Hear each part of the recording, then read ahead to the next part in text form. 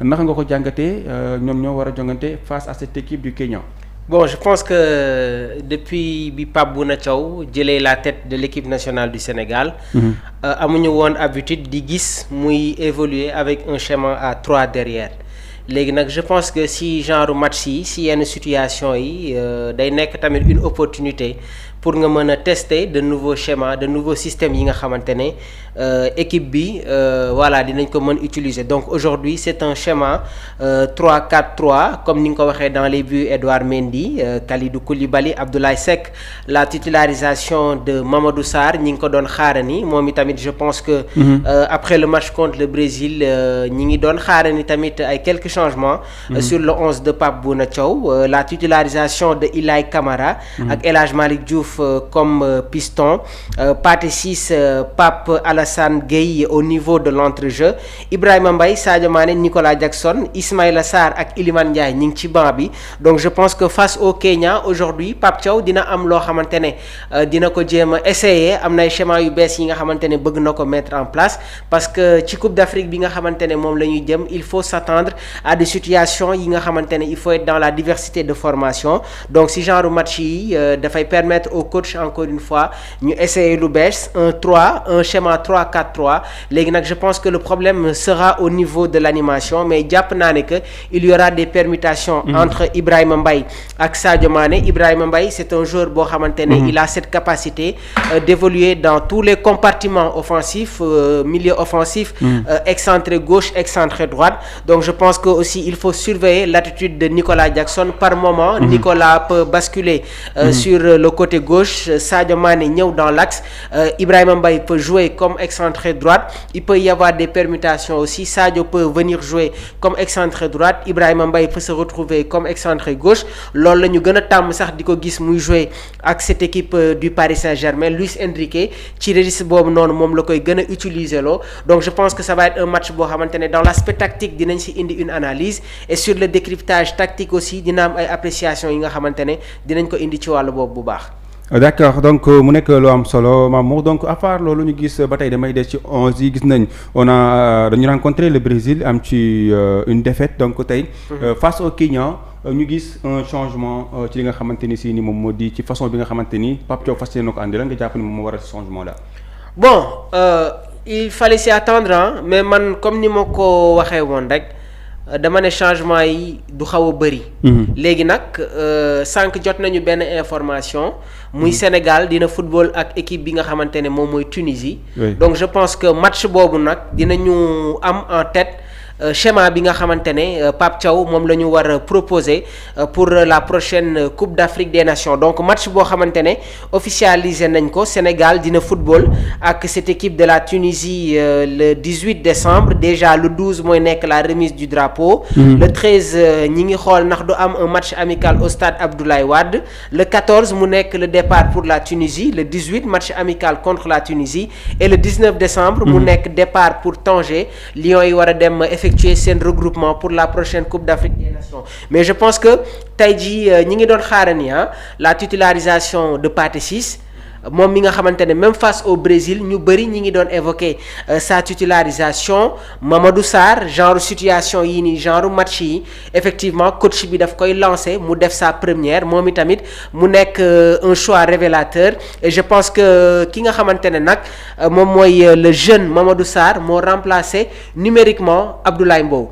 moom moo remplacé Moustapha Mbow nekk défenseur buy football ci équipe bi nga xamante ne moom mooy Paris FC moom itamit lors de la dernière trêve gisoon nañ ko mu ñëw rejoindre la tanière y a un autre joueur bi nga xamante ne man jàpp ma woon ne sax waroon na effectuer sa première muy Ibrahima Mbaye face au Brésil c'était un match compliqué et am na yenn match yoo xamante ne il faut pas lancer un joueur mun na ko sax noyer on se rappelle du cas de Nicolas Jackson lors de la Coupe du Monde 2022 contre la Hollande Aliou Cissé lancé woon na ko c'était pas son match et à l'issue de la compétition le reste de la compétition kenn gisu ko woon léegi nag face au Kenya je pense que dinañu gis tout son talent et man li may xaare ni dëgg mooy animation bi nga xamante ne war na am au niveau de l'entrejeu maa ngi gis léegi nii la réaction du doyen Univers moom nee na ça va être un schéma 3-5-2 waaye tamit il peut y avoir une possibilité de changement de système mun nañu gis équipe bi footballer avec un schéma 3-4-3 léegi nag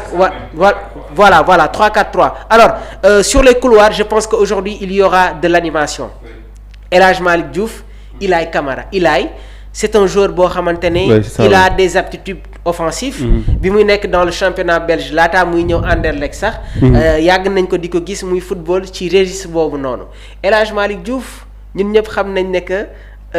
tamit en termes d'apport offensif il amène énormément de choses bi muy nekk Slavia dañ ko daan gis muy football comme ni nga xamante ne moom mooy piston gauche bi mu ñëwee West Ham nag. Par moment, si c'est un schéma 3-5-2, El Hadj Malick Diouf se retrouve sur le couloir gauche. Si c'est un schéma 4-4-2, moom mooy occuper le poste d'arrière gauche. Donc je pense que il y aura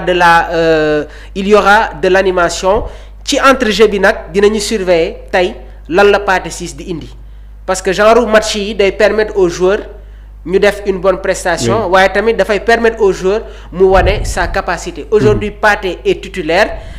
moom moo war a former le milieu de terrain ak Pape Alassane Gueye donc je pense que Pape Thiaw malgré les changements yi nga xamante ne opéré na ko dafay bëgg a conserver son équilibre au niveau de ce milieu de terrain là et comme ni ma ko yàgg waxee Pape Alassane Gueye à chaque fois qu'il est dans ce milieu dañuy sentir benn équilibre léegi nag qu'est-ce qui va se passer au niveau de l'attaque mais man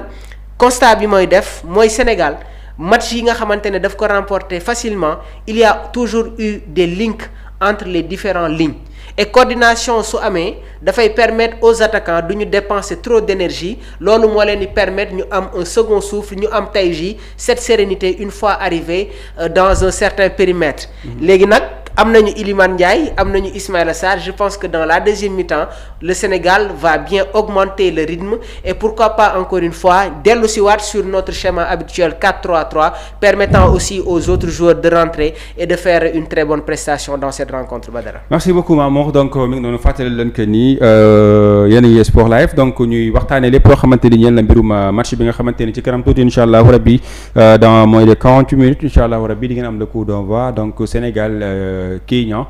donc mu nekk li nga xamante ni si ni